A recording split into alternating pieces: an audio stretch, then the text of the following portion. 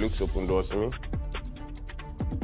Yes, my looks open certain doors for me, obviously. But I'll be honest with you. The only thing looks can do for you is get you through the door. The rest is purely your talent. And when you're a former sales and marketing executive with barely any background in acting, my guy, even talent isn't enough. You just have to do the work.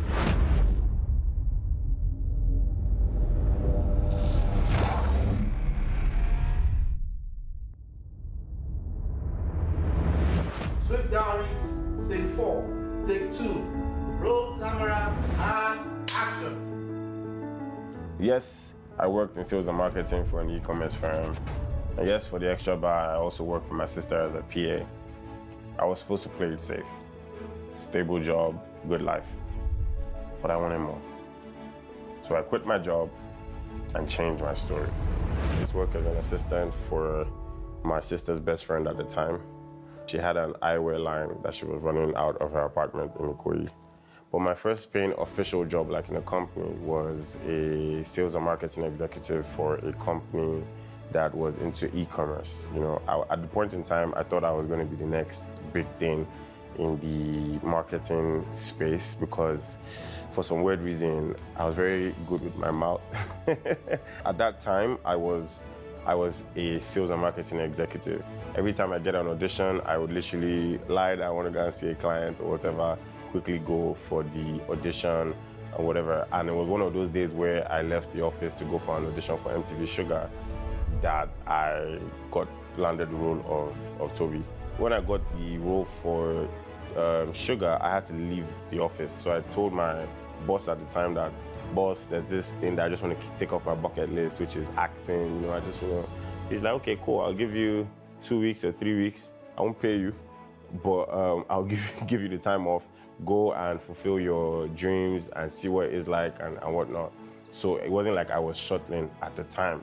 So I kind of just thought it was just going to be an acting job that I would go back to my normal work. But then I went back to my normal work as a celebrity, you know, and it was a bit weird because I'll go for sales and marketing pitches or go for like meetings and people in the meetings would say, oh, I watched you on Sugar, you know, and it started to dawn on me that, you know, maybe this life could actually be something that I could make a career of. You know, that was one of those things that just reminded me that sometimes when things don't work out for you, it's okay.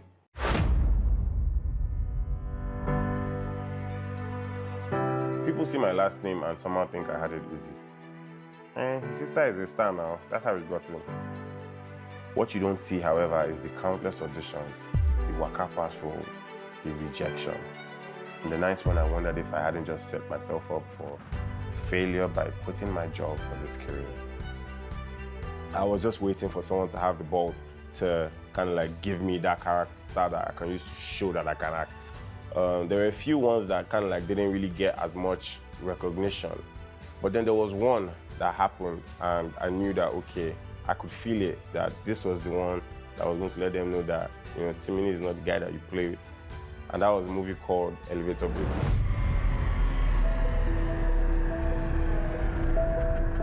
I didn't want a shortcut, I wanted my own lane.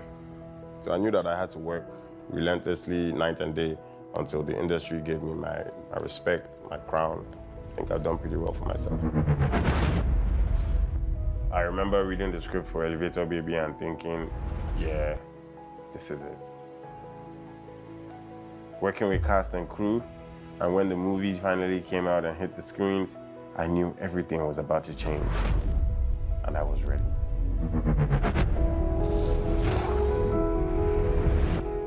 Yes, yes, yes, I'm the lover boy. Yes, I'm the spoiled last born, but I can become anyone and slip into any role. Lover boy today, without tomorrow. Versatility isn't just a skill. It is the reason why I stand out. My guiding principles as a human being is more realistic to answer. And though that would be to make sure that regardless of whatever it is, I stay true to myself. I don't bend for no one. And at the end of the day, I realized that, you know, failure is not that much of a thing to be afraid of. You know, at the end of the day, you have to be able to take risks, because if you don't take risks, then you're not living, you're just existing. And what's the fun in that? The global success of Afrobeats is no accident. Through the years, we had to work hard for it. We pushed through closed doors and created our own path. Because when we believe in ourselves, we fly. Are you ready to soar? Martell Blue Swift. Be the standout Swift. The global success of Afrobeats is no accident. Through the years, we had to work hard for it. We pushed through closed doors and created our own path. Because when we believe in ourselves, we fly. Are you ready to soar? Martell Blue Swift. Be the standout Swift.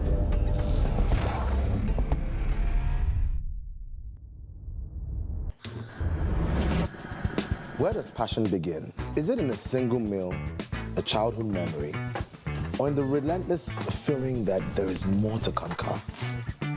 I've always been a curious soul, always moving, always looking for what's next. Go on, have a taste of my world. Definitely triggered the love for cooking, and I think I'm still constantly curious, you know? Even as of right now, I'm even more so curious about parts of my culture that I do not know. I recently just came back from a trip from Ondo, where I traveled to explore, or as we call it, trace my roots, or trace our roots. We're very curious about how things like cassava was turned into garri.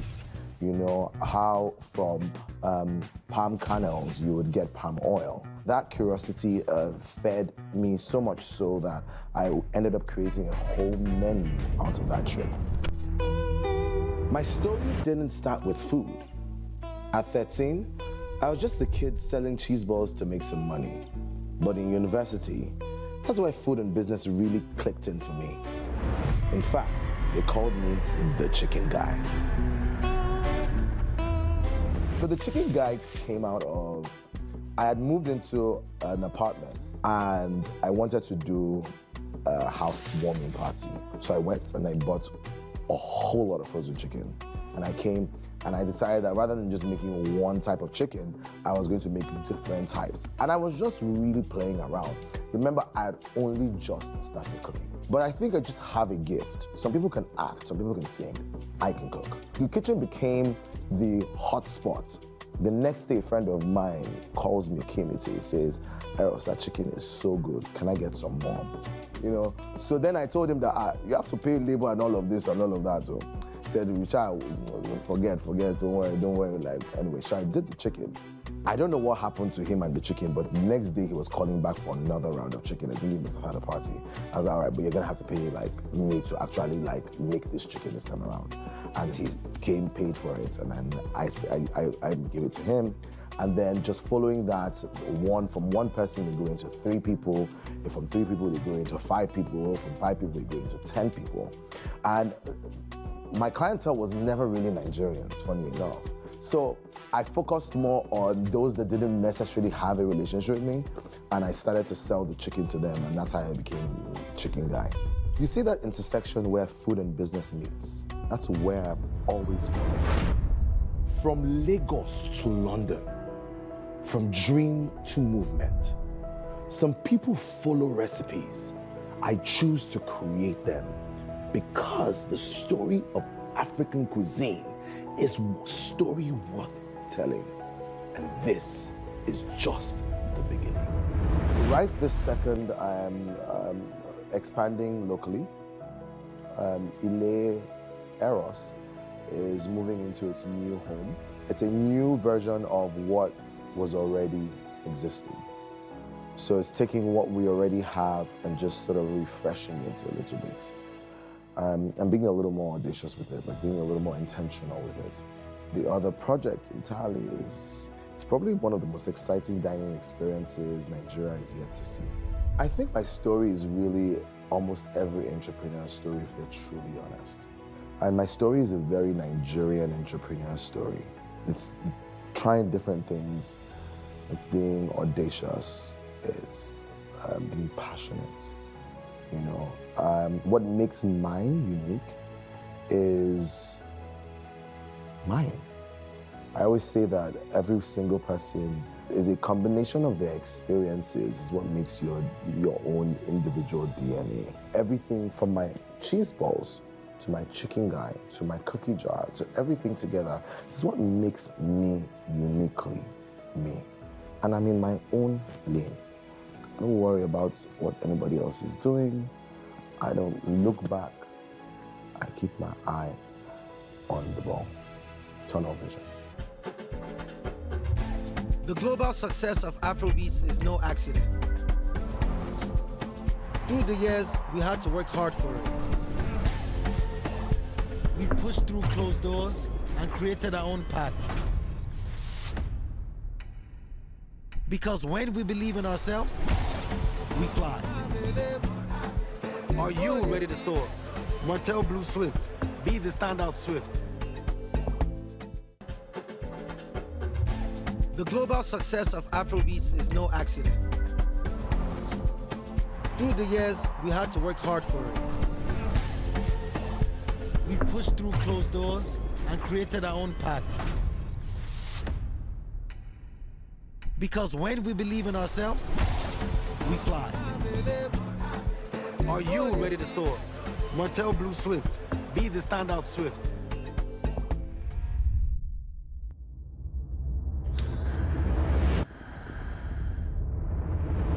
It all started in choir, just me.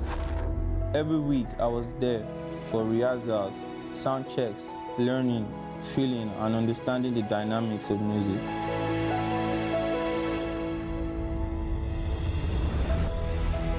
My story is one in a million. How often do you see a little boy from the pushing boundaries is here today, you know, on like a big stage, performing to thousands of people, you know. I feel like that's a standout story.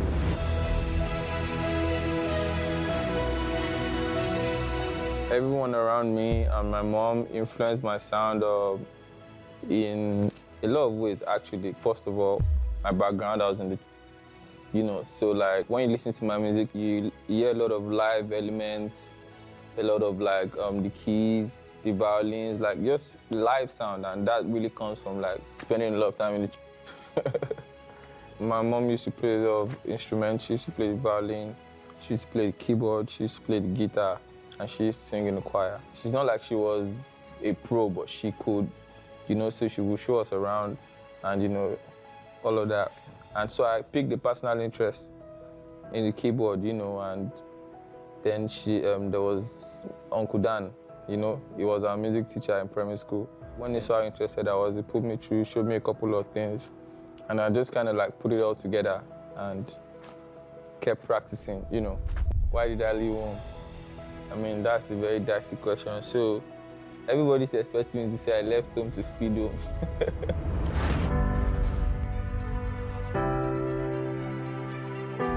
A university degree was the safe choice. Momsy, like all African parents, was very worried about the music and wanted me to just get a degree first to be on the safe side.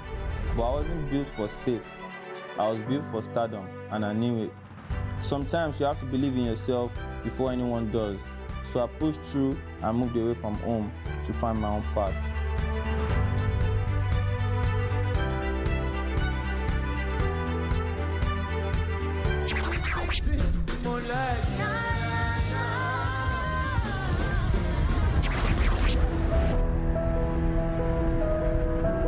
I feel like my story is like one in a million, you know. How often do you see a young boy from a humble home, you know, push boundaries, keep pushing limitations, doubts, obstacles, to this point, you know, be in front of the stage, in front of like thousands of people performing my songs, you know, and I still feel like we're still far from where we're going, so like that's really a standout story to me. There's no book that can box me.